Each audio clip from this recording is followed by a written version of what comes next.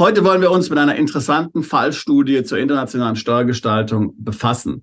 Frei nach dem Motto, so darfst du es garantiert nicht machen. Es geht dabei um einen britischen Fall. Ich bin mir aber sicher, dass dieser für Mandanten weltweit interessant sein dürfte. Lord Sugar, ein bekannter britischer Milliardär, Unternehmer und Mitglied des House of Lords, also dem Oberhaus im britischen Parlament, hat erfolglos versucht, 186 Millionen Pfund, das sind 215 Millionen Euro an Steuern zu sparen, indem er seinen steuerlichen Wohnsitz nach Australien verlegen wollte.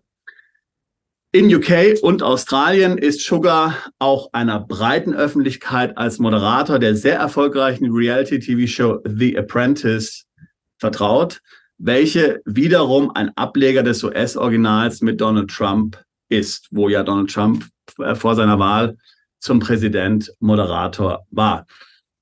Daher wundert es nicht, dass jetzt bekannt wurde, dass Lord Sugar für seinen Steuerberater nach seinem Australien-Debakel nur noch ein Wort übrig hatte: You're fired. Die Kanzlei soll nun verklagt werden. Ich bin übrigens schon so lange aus Deutschland weg, dass ich gar nicht wusste, dass es 2004 einen Apprentice-Ableger mit dem Titel Big Boss in Deutschland gab, in dem Rainer Kallmund eben diesen Big Boss gab. Anstatt You're fired wurden die Lehrlinge wohl politisch korrekt mit Du hast jetzt frei gekündigt. Kein Wunder, dass die Sendung ein totaler Flop war. Zurück zu Lord Sugar. Wie man sich vorstellen kann, sorgt diese Story gerade für erhebliche Diskussionen im UK, insbesondere aufgrund von Lord Sugars herausragender Stellung in der britischen Gesellschaft. Jeder kennt ihn. Die Enthüllung dieses Vorhabens erfolgte durch eine gemeinsame Untersuchung der Sunday Times und des Bureau of Investigative Journalism im September 2023. Lord Sugar wollte in diesem Zusammenhang keine Steuern auf eine der größten Dividenden der Unternehmensgeschichte seiner Amstrad zahlen, nämlich 390 Millionen, die er in den Jahren 2020, 2021 aus dem Unternehmen bezog. Also 390 Millionen, er wollte darauf 186 Millionen Steuern sparen. Der ursprüngliche Plan von Lord Sugar war eigentlich keine schlechte Idee und kann für andere in UK steuerpflichtige Unternehmer, vielleicht auch für dich, ohne weiteres funktionieren. In der Tat haben sehr viele britische Reiche und Ultrareiche das Land schon lange verlassen. Wie wir sehen werden, ist es sehr viel einfacher, den UK ohne steuerliche Negativwirkung zu verlassen, als zum Beispiel Deutschland. Denn in UK gibt es, anders als in Deutschland, keine Wegzugsteuer. Es gibt keine Entstrickungssteuer. Ein Wohnsitz alleine löst in UK noch keine Steuerpflicht auf. Jeder britische Unternehmer kann also einfach kurzfristig das Land verlassen, muss sein Unternehmen nicht umstrukturieren, muss nicht unbedingt als Geschäftsführer zurücktreten und seinen Wohnsitz in UK nicht mal aufgeben. Ein Meldewesen gibt es in UK sowieso nicht, man muss sich also nicht mal abmelden. Man muss dann einfach beachten, dass man in Zukunft nach dem Wegzug nicht mehr als 90 Tage in UK verbringt. Tatsächlich sind es aber 90 Nächte. Die meisten Betroffenen können dennoch damit relativ viel Zeit in UK verbringen. Hinzu kommen bei Lord Sugar zwei wichtige Faktoren, mit der die Gestaltung überhaupt erst zum Erfolg wird. Erstens, in UK gibt es keine Quellensteuer auf abfließende Dividende. Das heißt, die UK Holding von Lord Sugar schüttete die 390 Millionen Dividende ohne Steuerabzug an Lord Sugar aus, völlig unabhängig, wo er wohnt, was das DBA sagt und so weiter und so fort. Gilt in jedem Fall keine Quellensteuer in UK. Sehr interessant auch für unsere Mandanten.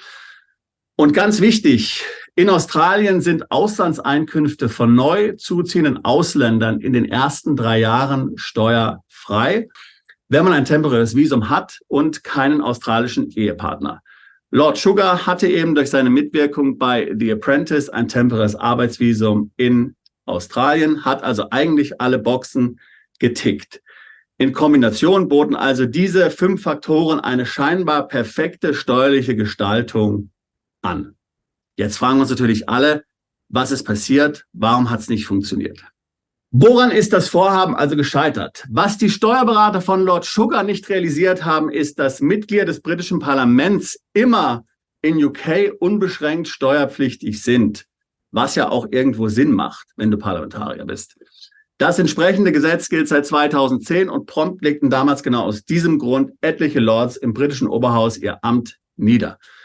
Die haben sich gesagt, ich bin zwar gerne ein Lord, wenn ich aber deswegen mehr Steuern zahlen muss, nein, danke. Wie auch in Deutschland der Bundestag und der Bundesrat hat auch das britische Parlament zwei Kammern, nämlich das House of Commons, entspricht dem Bundestag, und das House of Lords, entspricht dem Bundesrat.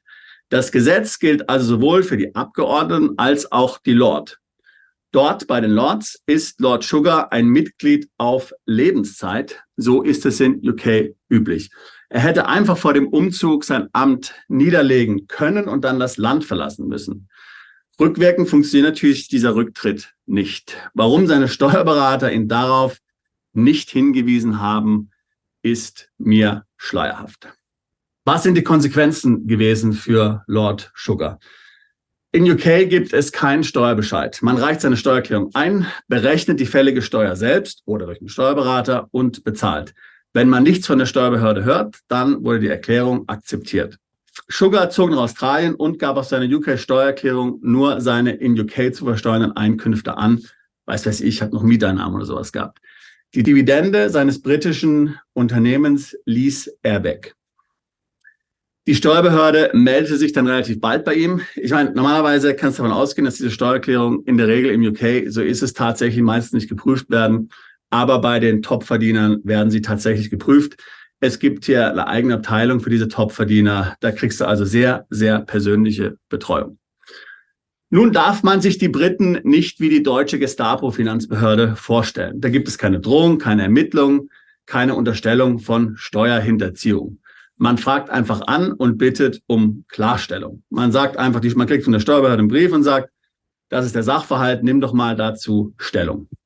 Ich meine, in Deutschland müsste man damit rechnen, dass hier die Steuerfahndung bei dir auftaucht, morgens um 5, Polizei das Gebäude umstellt mit angeschlagenen Waffen und so weiter und so fort. Das gibt's alles in UK, Gott sei Dank nicht.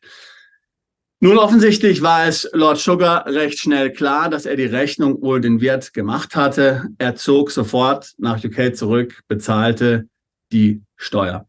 Im Nachgang kündigte er an, seinen Steuerberater wegen Falschberatung verklagen zu wollen. Vielleicht will er hier von dessen Versicherung was bekommen.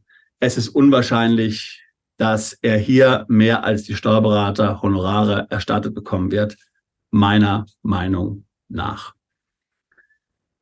Da siehst du es also, wenn du dich mit dem Thema internationale Steuergestaltung beschäftigst, kommt es sehr aufs Detail an und es kommt sehr darauf an, dass du die richtigen Experten hast, die dir hier beiseite stehen. Sonst geht es dir wie Lord Sugar. Das heißt, du freust dich auf eine fette, steuerfreie Auszahlung.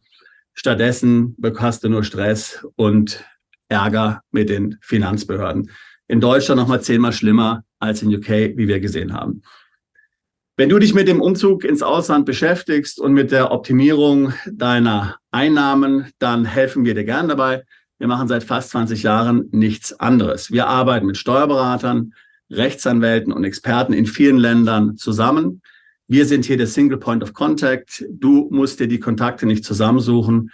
Wir haben die erfahrenen Experten, die dich beraten können und übernehmen dafür die Koordination. Ich würde empfehlen, ganz am Anfang mal eine steuerliche Standortanalyse in Form einer Beratung durchzuführen. Link zum Beratungsgespräch kopiere ich hier rein, buche jetzt das Gespräch und ich freue mich dann, mit dir in der Beratung zu sprechen. Bist du Unternehmer, Freiberufler oder Investor? Zieht es dich schon lange ins Ausland? Mach heute den ersten konkreten Schritt in eine Zukunft mit mehr Geld und mehr Freiheit. Buche ein Beratungsgespräch mit Sebastian und seinen Kollegen. Unsere Kanzlei unterstützt Mandanten wie dich dabei, deine Steuerlast legal zu reduzieren, Vermögen aufzubauen und zu schützen und deine persönliche Freiheit zu maximieren. Profitiere jetzt von unserem Fachwissen und unserem Netzwerk. Gehe zu mandatierung.com und werde Mandant unserer Kanzlei.